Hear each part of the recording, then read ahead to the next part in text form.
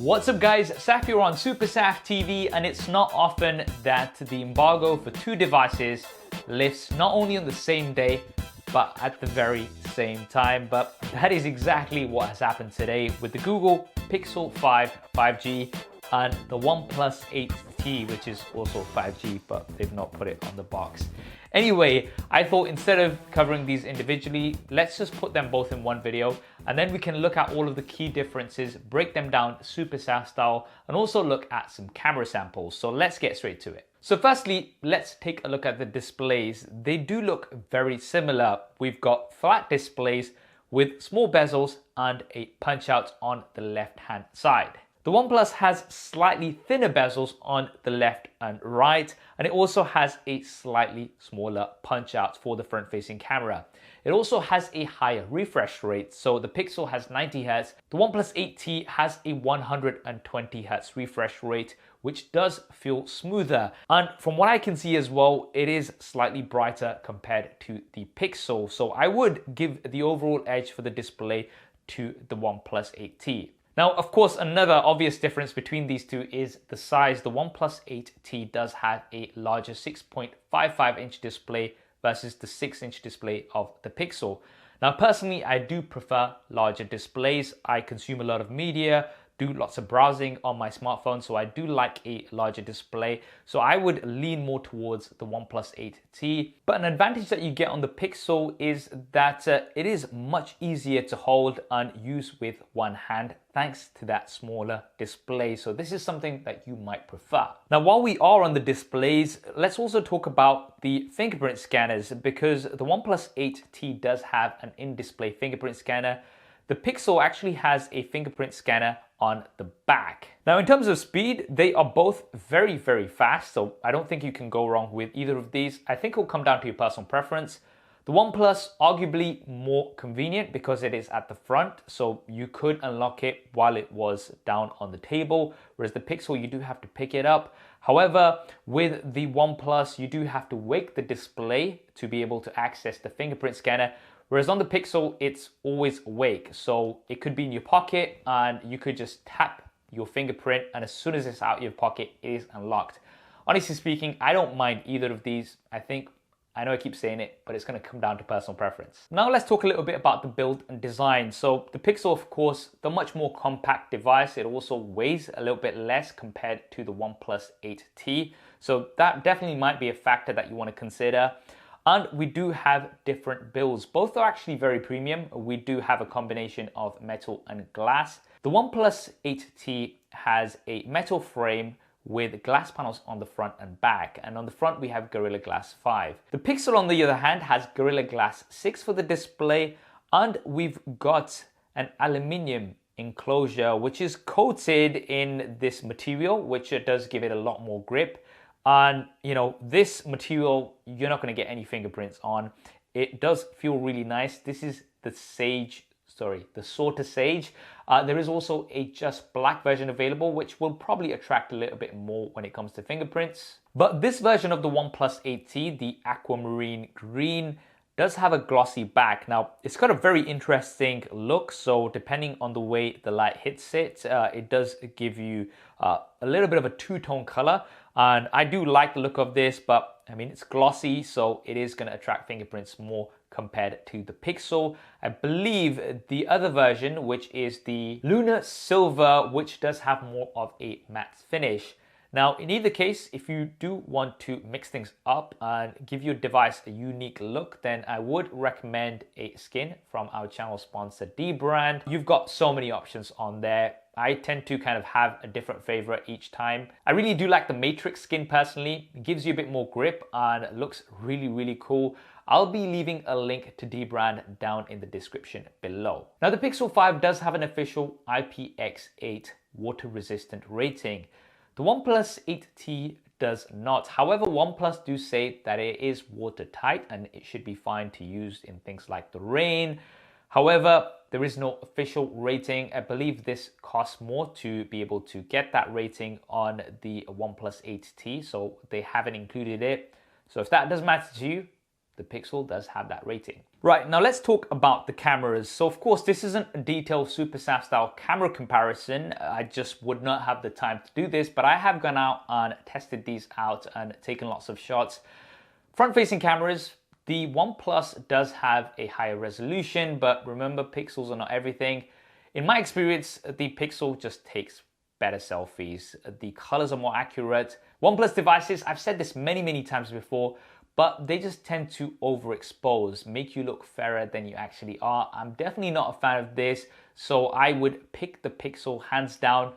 I might be a little bit biased, but I generally do like selfies from Pixel devices. Very contrasty, very sharp, great colors and dynamic range. And for the rear-facing cameras, it's actually quite interesting because we've got 2 rear-facing cameras on the Pixel and we've got 4 rear-facing cameras on the OnePlus 8T.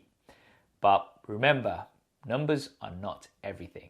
So we've got a higher resolution on the OnePlus 8T, but once again, it's not just about the megapixels. Generally, you will be shooting at 12 megapixels, which really puts it head to head with the Pixel. And then we also have an ultra wide camera on both devices, which lets you get in a lot more into your shots. Now, in my experience of using both of these for the past week, I think both take great shots in good light. We've got lots of detail. The OnePlus 8T does have a wider field of view for the ultra-wide camera, which I do like, but generally I did find myself preferring pictures from the Pixel. Overall, in tricky situations, did give better dynamic range. Night mode as well was better in my experience. Colors were more accurate, and shots on the ultra-wide camera in low light were definitely much better on the Pixel. Now, the OnePlus 8T does have 2 additional cameras. There's a 5 megapixel macro camera as well as a black and white camera. And this seems to be a trend from OnePlus. They try to throw in extra cameras which really aren't that useful, just so they can say it's a quad camera. We've seen this many times before. The 5 megapixel camera is higher than the 2 megapixel camera, which myself, Marquez, and many others completely roasted on the OnePlus Nord. So I think OnePlus were like, okay, fine, we'll give you 5 megapixels. But even with the 5 megapixels, it's just not great. I would rather just take an image with the primary camera and then crop in later, and I think you'll get a better shot overall. Having that small sensor, in my opinion, is not worth it. Now, the OnePlus 8 Pro, on the other hand, has an excellent macro camera, and that is because it actually uses the 16 megapixel ultra wide camera to focus in close. I think OnePlus maybe haven't included this on the OnePlus 8T because they kind of want to have a bit more separation with this and the OnePlus 8 Pro. I don't know. Personally, I won't be using this 5 megapixel macro camera. As for the black and white camera, it's supposed to help get you some mono images. Again, this is not something I found myself using much. Just applying a filter generally will get you similar results. It's just not my cup of tea personally. So overall, I would give the edge for photos to the Pixel 5. Now let's move on to the performance, where it's actually a very easy win for the 8T. It does have Qualcomm's flagship chipset, the Qualcomm Snapdragon 865, whereas the Pixel has the capable but not as powerful 765G. The OnePlus 8T also has an option of 12 gigabytes of RAM, and it's also using faster UFS 3.1 storage. So generally speaking, for speed and performance, although on your day-to-day, it's going to be absolutely fine. I've had no issues with either of these. When it does come to more intensive tasks, then the OnePlus is just going to be better. In addition to that, the 120Hz display also makes things feel that little bit faster. Again, there's not a huge difference on your day-to-day. And we do get Android 11 out of the box with both of these devices, which is absolutely great. Maybe this is the reason why the embargo lifted at the same time. Who knows? Now on the Pixel, of course, you are going to be getting that complete stock Android experience. But on the OnePlus, you get Oxygen OS, which I really like. It's very clean and it adds some very useful and additional features. Oxygen OS 11, let's be honest, has taken a lot of inspiration from One UI in that it has been made to be a little bit easier to use in one hand. We've got these big heading sections like we have on One UI. I'm definitely welcoming this, and everything just feels very fast and smooth. On the software side of things, I really don't think you can go wrong with either of these. It will come down to your personal preference. But you will be getting guaranteed updates longer on the Pixel compared to the OnePlus. 3 years versus 2 years on the OnePlus, although security updates you will be getting for 3 years on the OnePlus. Now, although both devices do support 5G, the OnePlus does have a dual SIM card slot, so you can have 2 SIMs active at the same time. This is something that you don't have on the Pixel.